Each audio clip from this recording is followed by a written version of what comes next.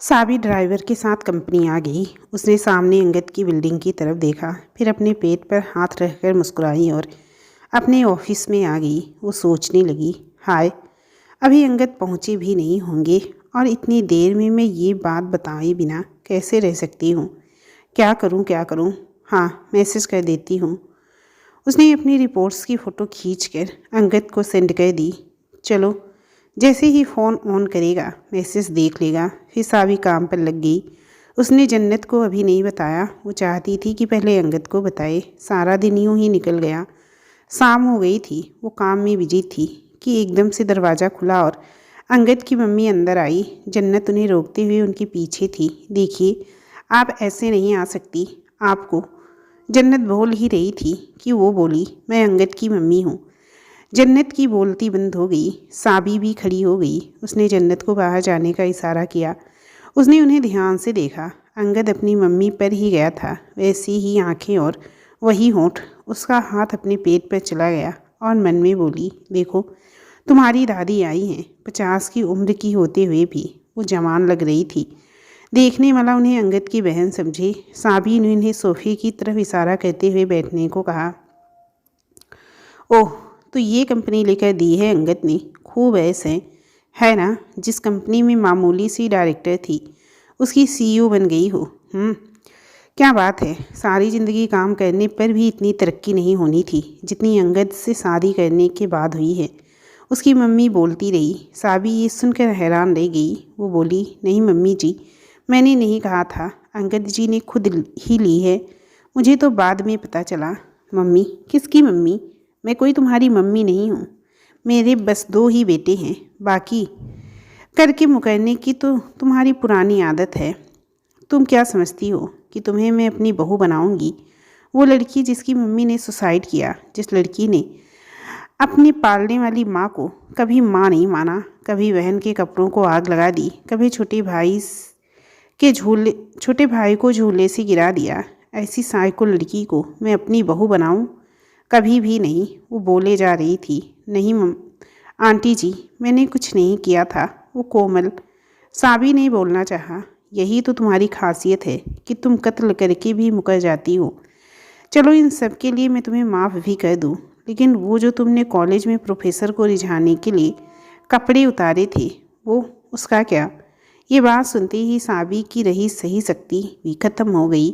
उसकी आंखों के आगे वही सीन आ गया। वो फटे कपड़े, बिखरे बाल लिए नीचे बैठी हैं। सब उसके बारे में कुछ न कुछ बोल रहे हैं। वो नीचे बैठ गई और रोने लगी। छी, ऐसी लड़की को तो मैं नौकरानी ना रखूं, और तुम मेरी बहू बनने के सपने देख रही हो।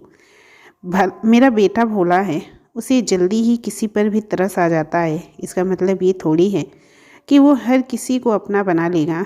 तुम जानती हो वो कहाँ गया है? वो अमेरिका गया है, उसके पापा के पार्टनर की बेटी को मिलने। हम उनका रिश्ता करने वाले हैं। शुक्र करो तुम्हारे बारे में अंगद के पापा को नहीं पता, वरना वो कब का तुम्हें इस दुनिया से गायब करवा देते। अगर अपनी भलाई चाहती हो तो चली जाओ। अंगद से जितनी दूर जा सकती हो चली जाओ, वरना तुम्हारा ये पास्ट तुम्हें तो तंग करता ही है, उसे भी मार डालेगा। अंगद की मम्मी ने उसे डराने के लिए 2 झूठ बोले। एक तो ये कि वो लड़की से मिलने गया है, और दूसरा ये कि उसके पापा उसे मार देते। ये सब कहकर अंगद की मम्मी चली गई। सभी पागलों की तरह फर्श पर घुटनों को कस के पकड़े बैठी थी। जन्नत अंदर आई तो साबी की हालत देखकर घबरा गई। वो उसके पास गई। मैडम, क्या हुआ? आप ऐसे क्यों बैठी हैं? उसने जैसे ही साबी के कंधे पर हाथ रखा तो साबी कांप कर चिल्लाने लगी, छोड़ दो मुझे, दूर रहो मुझसे, हाथ न लगाना मुझे। जन्नत घबरा गई। उसने पहले जाकर दरवाज़ा बंद किया, फिर पानी का गिलास लाई और साबी की तरफ बढ़ाते हुए कहा, मैडम पानी पी लीजिए, अंगद सर नाराज़ होंगे अगर आपको ऐसे देखेंगे तो। अंगद के नाम से दवा सा असर किया और साबी ने पानी पकड़ कर पी लिया। उसे थोड़ी सी होश आई। जन्नत ने उसे उठाकर सोफे पर बिठाया। साबी ने गहरी सांस ली, कमरे के चारों ओर देखा, फिर जन्नत की तरफ देखा और जन्नत से बोली, रचित से पूछना कि अंगद कहाँ गया है। मेरा नाम मत लेना, कहना यूं ही पूछा है। जन्नत ने उसी वक्त रचित को फ़ोन किया। रचित ने झट से फ़ोन उठा लिया। हाँ जी, क्या बात है? बड़ी जल्दी याद आ गई। याद तो आती ही रहती है। मैं तो काम में बिजी थी। एक बात याद आई सो तुमसे पूछनी थी, वो अंगद सर कहाँ गए हैं? मेरा मतलब है कि कितनी देर में उनका फ़ोन ऑन होगा? मुझसे साबी मैडम की हालत देखी नहीं जा रही है। जन्नत ने मुंह बनाकर कहा, अंगद शिकागो अमेरिका गया है, कोई ज़रूरी काम है, कह गया था। अगर वो सुबह बैठा है तो वो कल दोपहर को पहुंचेगा। साबी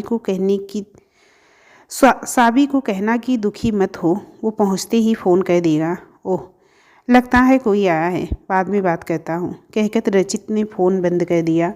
मैडम, वो कह रहे हैं कि अंगद सर शिकागो अमेरिका गए हैं, कल दोपहर को पहुंच जाएंगे। मैडम, क्या सर की मम्मी ने कुछ कहा?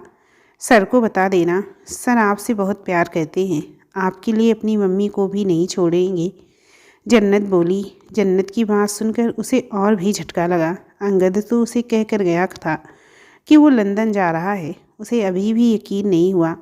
उसने फ़ोन पर सर्च करके फ़्लाइट का टाइम चेक किया तो उसने देखा कि लंदन की कोई भी फ़्लाइट इस टाइम नहीं चलती। शिकागो जाने वाली एक फ़्लाइट ज़रूर है। वो परेशान हो गई।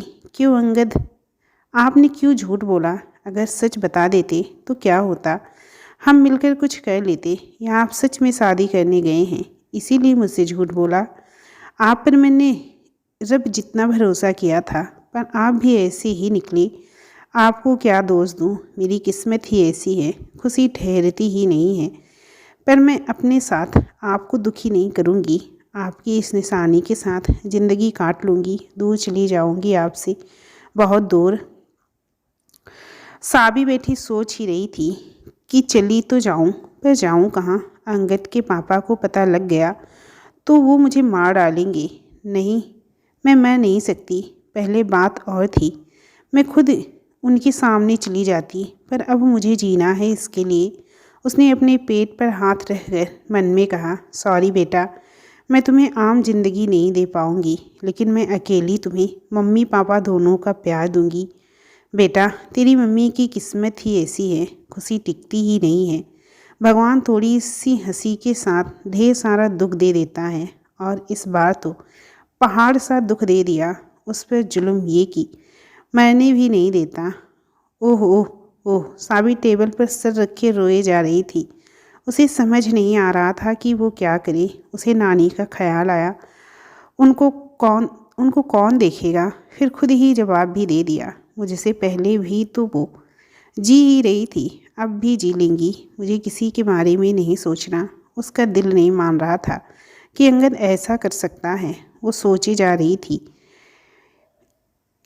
कि हो सकता है उनकी मम्मी ने यूं ही कह दिया हो, वो अमेरिका किसी और काम से गए हों और मेरे लिए कोई सरप्राइज़ हो। हाँ, ऐसा ही होगा। क्यों ना मैं अमेरिका जाऊं, अपनी आँखों से देख लूँगी तो पता चल जाएगा। ये ख्याल आते ही उसने अपना फ़ोन निकाला और अमेरिका के लिए टिकट बुक कर लिया। रात 2:30 बजे की फ़्लाइट थी। वो जल्दी से उठी और बाहर आई। जन्नत उसे देखकर उसके पास आई। मैडम आप?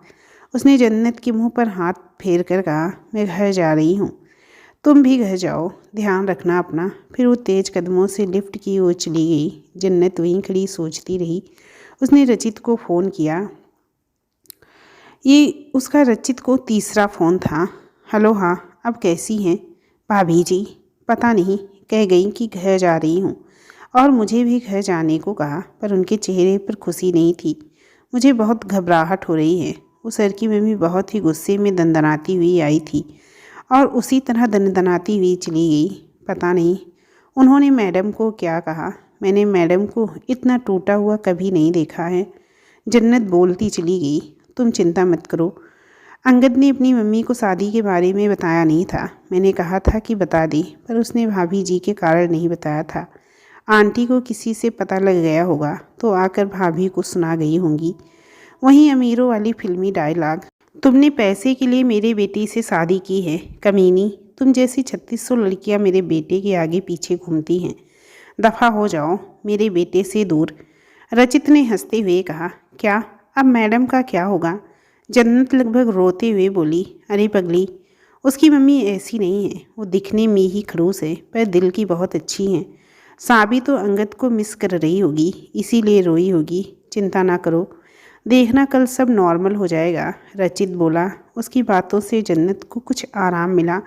वो भी बैग लेकर घर चल दी। रास्ते में साबी ने नानी को फ़ोन किया। नानी, मुझे थोड़ा काम है, मैं घर जा रही हूँ। हाँ जी, मैं ध्यान रखूँगी। आप भी अपना ध्यान रखना, दवाई समय पे ले लेना, कहकर उसने फ़ोन बंद कर दिया क्योंकि उसे रोना आ गया था। उसने घर आकर ड्राइवर को वापस भेज दिया। आंटी ने उसे खाना दिया और पूछा, मैडम, आपकी नानी कैसी हैं? आप कह रही थी कि सर के आने तक वहीं रहेंगी। हाँ, वो बिल्कुल ठीक हैं। वो मुझे एक ज़रूरी काम था, वही करने आई हूँ। सुबह फिर चली जाऊँगी। घर का ध्यान रखिएगा, साबी ने कहा।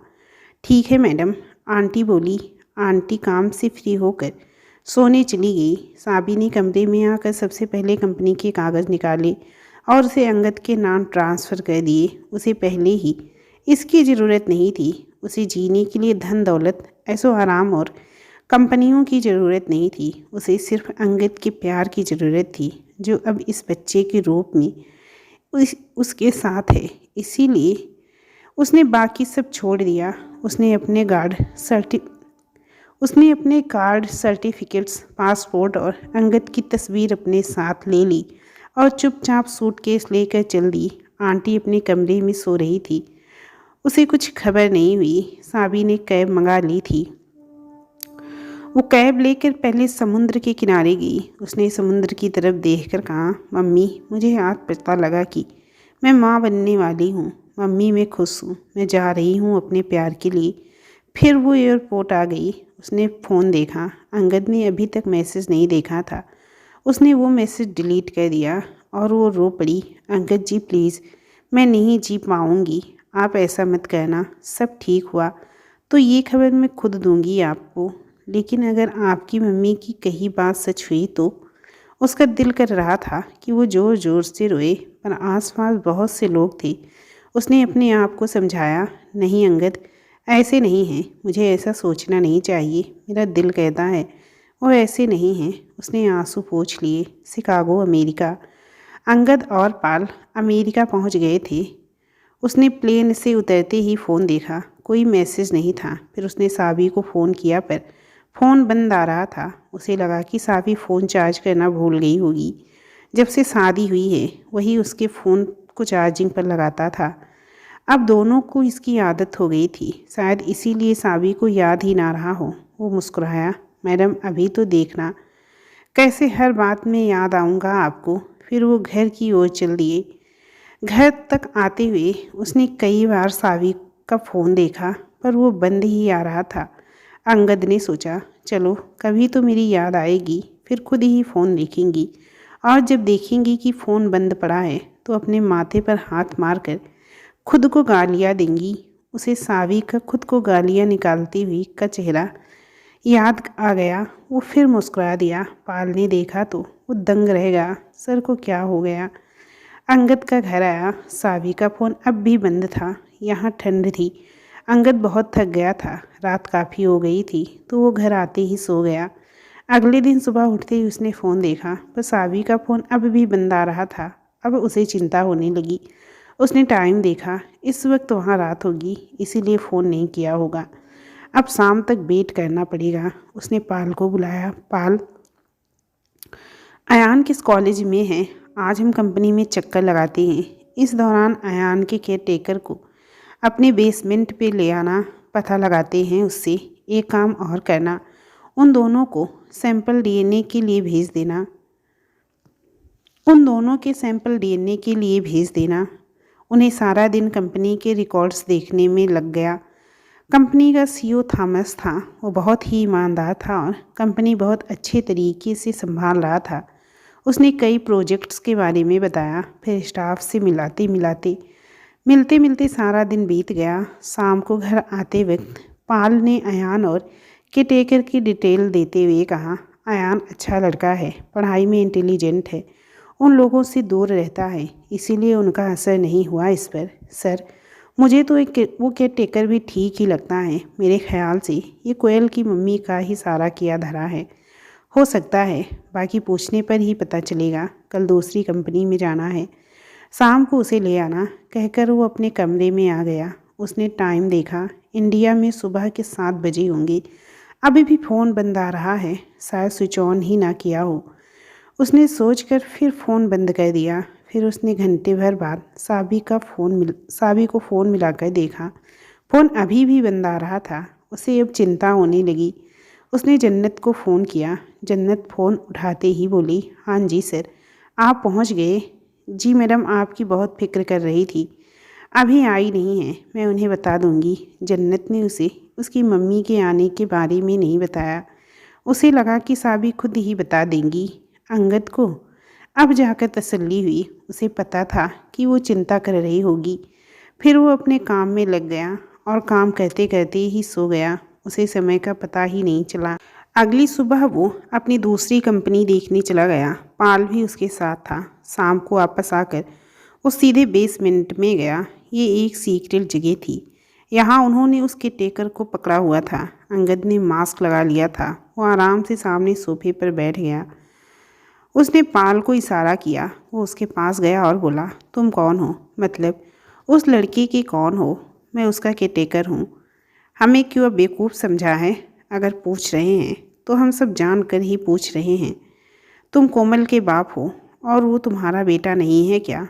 पाल ने गुस्से से कहा। आप लोग कौन हैं? उसने डरते हुए पूछा। देखो, हमारा एक बंदा अभी भी उसके साथ है। अगर सच नहीं बताया तो वो उसे सच बता देगा कि तू उसका। पाल ने डराया। नहीं, आप उसे मत बताना, मैं सब बता दूंगा, वो डरते हुए बोला।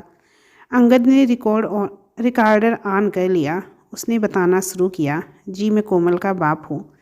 हाँ जी, ये भी मेरा ही बेटा है। हमारी माली हालत बहुत ख़राब थी, इसीलिए धरा यानी कि कोमल की मम्मी ने मुझे ये सब करने को कहा। उसने कहा था कि वो सिर्फ उन लोगों से मदद मांगेगी और बेटे के पैसे लेकर वापस आ जाएगी। पर उसका लालच बढ़ता गया। वो शुरू से ही पैसे की दीवानी थी। मैं जितना कमाता था वो बहुत था हमारे लिए, पर उसे अमीरों की तरह रहना था। उसने मुझे कर्जदार बना दिया। फिर उसने मेरी मौत का नाटक रचा ताकि कर्जा माफ़ हो जाए। इस दौरान मैं यहाँ वहाँ छुपता रहा। फिर मैं भेस बदल कर घर में रहने लगा। तब वो भली औरत आई, लेकिन इस औरत ने उसकी उंगली पकड़ते पकड़ते उसका सब कुछ ले लिया। कौन भली औरत? पाल ने पूछा। वही, उस आदमी की पत्नी जो अब खुद को मेरे बच्चों का बाप समझता है और अपनी बेटी को दूर रखता है। वो औरत बहुत भली थी। एक दिन जब कोमल स्कूल और धरा काम पर गई हुई थी तो वो घर आ गई। उसने मुझे देख लिया तो मैंने उसे बताया कि मैं बच गया था और अब कर्जदारों के डर से छुपा बैठा हूँ। उसने मुझे खाना दिया और पैसे भी दिए, पर धरा बहुत बुरी थी।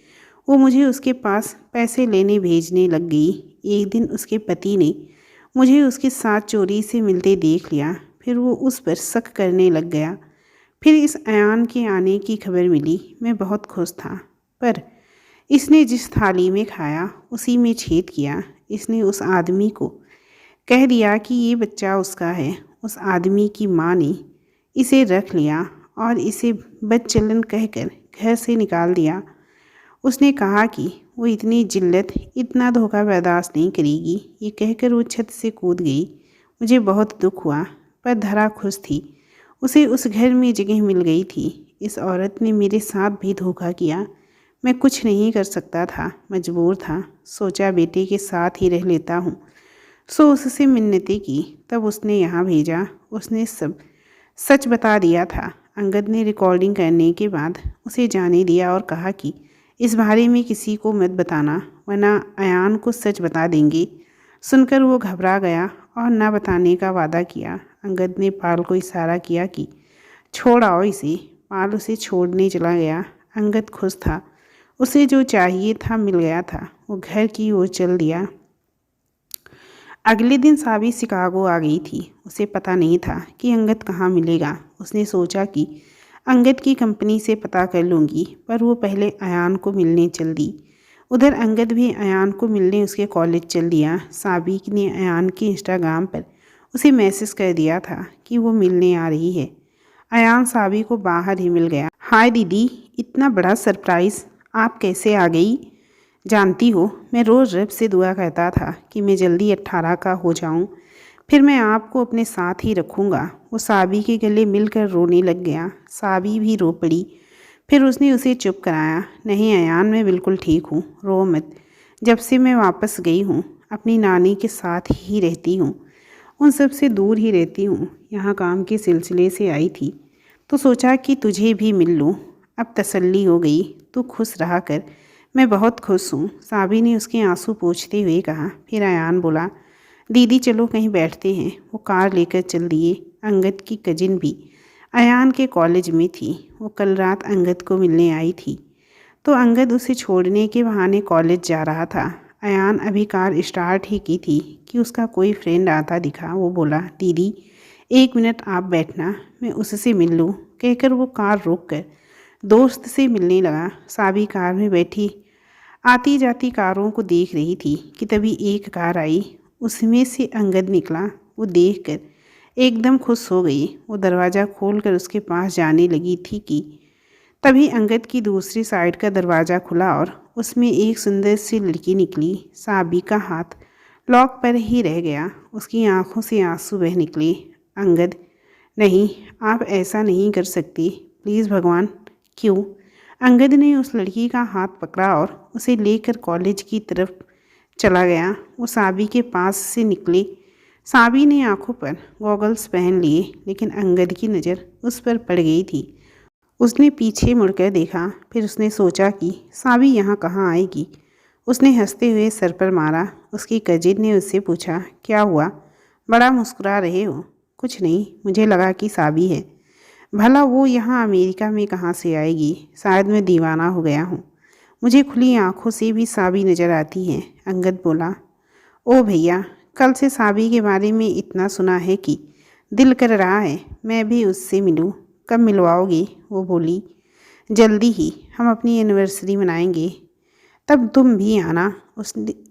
उसने कजिन का गाल खींचते हुए कहा। साबी का याद आते ही उसका मूड अच्छा हो गया। साबी रियर मिरर में उन्हें देख रही थी। अंगद कितना खुश है और कैसे उसके गाल खींच रहा है। साबी ने सोचा भी नहीं था कि अंगद उसके सिवा किसी लड़की के साथ इस तरह बात करता होगा। उसके आंसू रुक ही नहीं रहे थे। अंगद की मम्मी ठीक ही कह रही थी कि वो शादी के लिए लड़की से मिलने आया है और देखकर तो लग रहा है कि शादी पक्की है। ठीक है अंगद जी, आप अपनी दुनिया में खुश रहो, मेरे पास मेरे प्यार की निशानी है, इसके साथ ही ज़िंदगी काट लूँगी। वो दोनों अयान के पास से गुजरी। उस लड़की ने चलते चलते अयान को हेलो कहा और उसने भी हंसकर जवाब दिया। अंगद ने भी उसकी तरफ देखा। साबी ने सोचा, अंगद तुम तो अयान को जानते हो, उसकी तो शर्म करो। कभी उससे मिलवाऊंगी तो क्या मुंह दिखाओगे उसे? पर जब तुमने मुझे ही धोखा दे दिया तो अयान का क्या डर? वो तो मेरा सौतेला भाई है। पर अब कैसा मिलना, सब खत्म हो गया। वो रोए ही जा रही थी।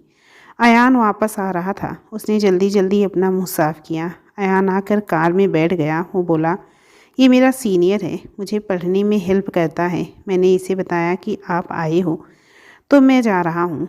वो जो लड़की गई वो कौन थी? कौन? ओ हाँ, वो भी मेरी सीनियर है, मुझे बहुत अच्छी तरह ट्रीट करती है।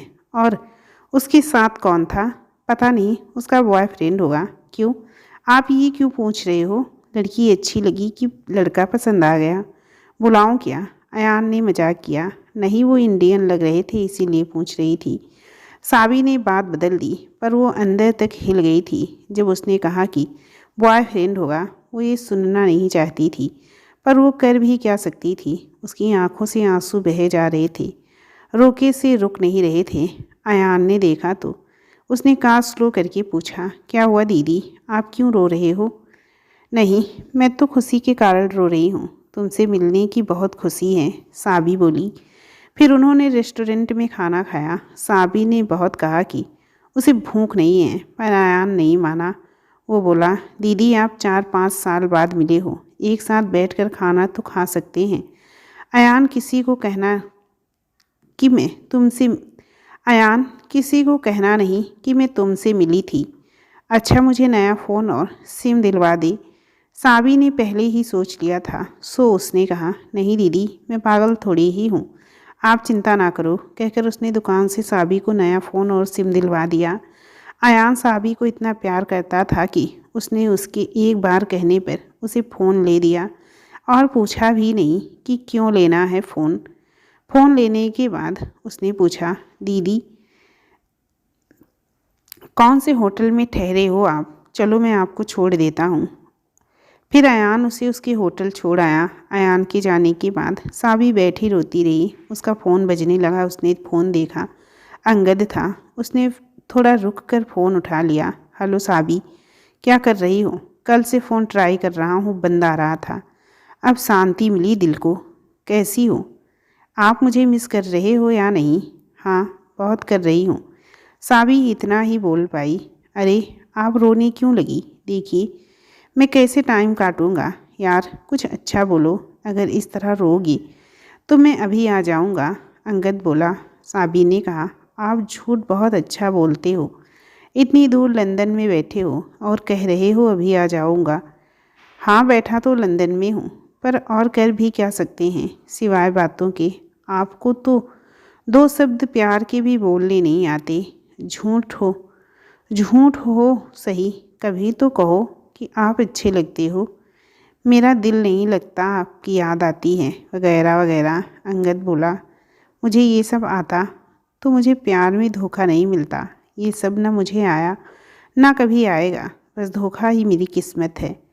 धोखा ही मिला। साबी ने जानबूझकर लंदन का जिक्र किया, लेकिन अंगद के झूठ ने उसे फिर हिला दिया। वो फिर से रो दी। साबी, आपने कहा था कि अब आप रोएंगी नहीं, और आप रोए जा रही हैं।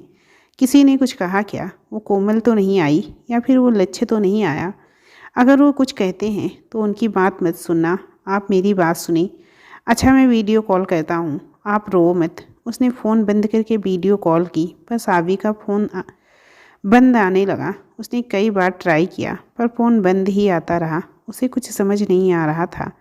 साबी ने उसकी बात सुनते ही फ़ोन स्विच ऑफ करके उसमें से सिम कार्ड निकाल दिया। उसने नया फ़ोन ऑन करके सिम चालू कर लिया। उसने अपने अमेरिका की फ्रेंड जेनी को फ़ोन किया। हेलो जेनी, कैसी हो? कहाँ हो आजकल? मैं अमेरिका आई थी, सोचा कि तुमसे मिल लूँ। हाय साबी, तू मुझे छोड़, तू बता कहाँ है, मैं तुझे मिलने आती हूँ, जेनी ने खुश होते हुए कहा। जेनी इंग्लिश में बात करती है। मैं शिकागो में वारविक होटल में ठहरी हूँ, साबी बोली। शिकागो? मैं इंडिया आना में हूँ, 3 घंटे लगेंगी, मैं आती हूँ मिलने, जेनी बोली। जेनी, मैं इंडिया छोड़ कर आई हूँ, कभी वापस ना जाने के लिए। क्या तुम मुझे अपने पास रख सकती हो? साबी ने बहुत डरते हुए पूछा। साबी, क्या तुम मुझे अपनी दोस्त नहीं समझती हो? ये क्या बात हुई भला? तुम्हें पूछने की ज़रूरत नहीं है, बल्कि तुम कहो कि मैं आ रही हूँ। तुम्हारे ही घर, हक से आओ, जेनी बोली। साबी बोली, मैं आती हूँ, मुझे एड्रेस सेंड कर दो। जेनी ने उसी वक्त उसे एड्रेस सेंड कर दिया। साबी ने होटल से चेकआउट किया और कैब करके इंडिया आना चल दी। वो सारे रास्ते अंगद के बारे में सोचती रही। अंगद जी, अभी तो मैं मुश्किल से लक्ष्य के धोखे को भूल पाई थी। आप ऐसा करेंगे मैंने सोचा भी नहीं था। उसे अंगद का उस लड़की का गाल खींचना याद आ रहा था। वो बैठी रोए जा रही थी। उसे क्या पता था कि ज़िंदगी ये दिन भी दिखाएगी। किस किस को दोस्त दूँ? कोमल, उसकी मम्मी, मेरी दादी, मेरे पापा, लच्छिया, आपको अंगद जी। इन सब में सबसे ज़्यादा आपने दिल दुखाया है। उन्होंने वही किया जो उनसे उम्मीद थी, पर आपसे ऐसी उम्मीद नहीं थी। कभी नहीं सोचा था कि आप ऐसा करेंगी। अब कभी किसी पर भरोसा नहीं करूँगी। उसने कार से बाहर देखा। कार एक पुल पर थी, नीचे गहरी नदी थी। उसने पुराना फ़ोन उसमें फेंक दिया। उसे पता ही नहीं चला कि वो कब पहुंची। उसे तो उस वक्त पता चला जब कैब वाले ने कहा, मैडम हम पहुंच गए। साबी ने बाहर देखा। उसने कैब को पैसे दिए और जाकर दरवाजे की बेल बजाई। जिनी दरवाज़ा खोलते ही उससे लिपट गई, लेकिन जैसे ही उसने साबी का मुंह देखा वो बोली, साबी ये क्या? इस बार क्या किया उस कमीने ने? इतनी टूटी हुई तो तब भी नहीं थी जब कॉलेज आई थी। जेनी ने उसे अंदर बिठाते हुए पूछा। उसका इतना पूछना था कि साबी उससे लिपटकर फूट फूट कर रोने लगी। जेनी, सब खत्म हो गया। अब मैं क्या करूं? क्यों भगवान मेरे साथ थी? क्यों क्यों किया तूने ऐसा? वो ज़ोर ज़ोर से रोती रही। जेनी ने उसे कस के गले लगा लिया। उसने कुछ देर उसे रोने दिया। फिर जेनी ने उसे चुप कराया और पीने को पानी दिया। तब कहीं जाके साबी चुप हुई। फिर वो बोली, जेनी, मैंने ज़िंदगी में कभी सुख नहीं पाया। पहले मैं कोमल को दोष देती थी, पर मेरी किस्मत में ही दोष है। मैंने धोखे पर धोखे खाए हैं, पर इससे बड़ा धोखा कोई नहीं दे सकता। मजाक बन गई है ज़िंदगी। साबी, चल पहले कुछ खा ले, बाद में बैठकर बात करेंगे। जब साबी का फ़ोन आया, वो ऑफिस में थी। साबी का फ़ोन आने के बाद वो छुट्टी लेकर घर आ गई और साबी के लिए रूम साफ़ किया और खाना बनाया। साबी जैसे ही खाने के पास गई तो खाने की स्मेल से ही उसे उल्टी आ गई। जेनी ने उसे संभाला। वो बोली, कोई नहीं, लंबे सफ़र के कारण ये सब हुआ होगा। मैं दवा देती हूँ, सब ठीक हो जाएगा। जेनी ने उसे दवा लाकर दी। साबी ने दवा लेने से मना करते हुए कहा, नहीं, मैं नहीं ले सकती, मैं प्रेग्नेंट हूँ। क्या? ओ माय गॉड, तुम प्रेग्नेंट हो? सच्ची? तो कहीं इतनी इतने शौक देकर मेरी जान ही ना ले ले, कहकर वो खुशी से उछलने लगी। तुम पूछोगी नहीं कि किसका बच्चा है? नहीं, मुझे नहीं पूछना। जब तुम्हारा दिल होगा तुम खुद ही बता दोगी। बस मैं तुम्हें एक बात बता रही हूँ, आज से, अभी से ये मेरा है, मतलब हम दोनों का बच्चा है। हम मिलकर पालेंगे। मुझे बच्चे बहुत अच्छे लगते हैं। जिनी खुशी में बोली। साबी बोली, ठीक है, भाड़ में जाएं सभी, आज से ये हम दोनों का है। साबी वहीं रहने लगी। उसने अपना नाम एमली रख लिया। जेनी ने उसकी लुक ही बदल दी। उसके बालों को घुंघराले कर दिए। जो लंबी पोनी उसकी पहचान थी, अब नहीं रही थी। उनकी जगह अब खुले हुए घुंघराले बालों ने ले ली थी। दोस्तों, बहुत मेहनत लगती है एक वीडियो बनाने में, तो आप लोगों से यही उम्मीद करती हूँ कि आप लोग भी हमें सपोर्ट करेंगे। तो प्लीज़ फ्रेंड्स, चैनल को सब्सक्राइब ज़रूर ज़रूर ज़रूर कर लें।